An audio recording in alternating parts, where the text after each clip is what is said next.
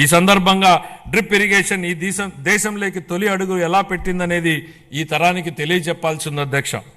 Drip irrigation గురించి ఎవరూ ఆలోచన చేయని 90వ దశకంలో ఇజ్రాయెల్ టెక్నాలజీని రాష్ట్రానికి తేవాలన్నారు చంద్రబాబు నాయుడు గారు.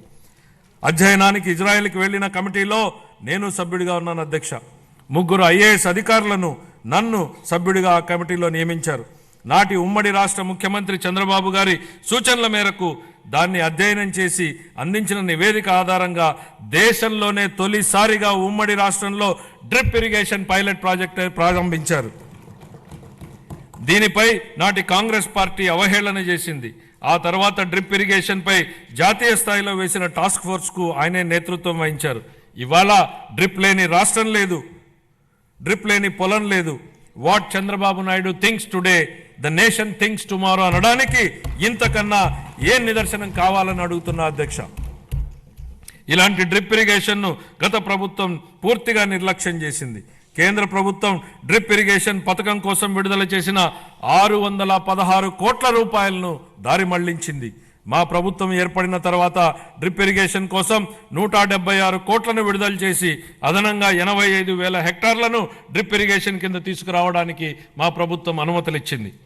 జీవితంలో ఒక్కసారైనా డాక్టర్, లాయర్, పోలీసు మరియు బోధకుడు అవసరమని చెప్తా ఉంటారు.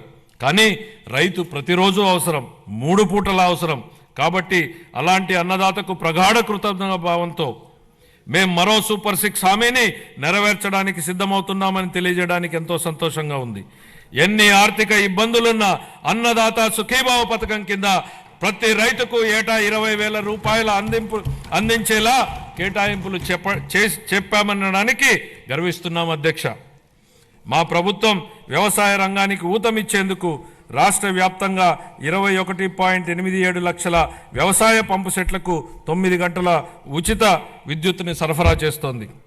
చేపల వేట నిషేధ కాలంలో మత్స్యకారులకు అందించే ఆర్థిక సహాయాన్ని 10,000 రూపాయల నుండి 20,000 రూపాయలకు రెట్టింపు చేస్తామనే మేనిఫెస్టోలోని మరొక హామీని నెరవేర్చడానికి తగిన కేటాయింపులు చేశామని సంతోషంగా ప్రకటిస్తున్నాం. 25-26 ఆర్థిక సంవత్సరానికి వ్యవసాయం మరియు అనుబంధ రంగాలకు 13,487 కోట్ల రూపాయల కేటాయింపును ప్రతిపాదిస్తున్నాను.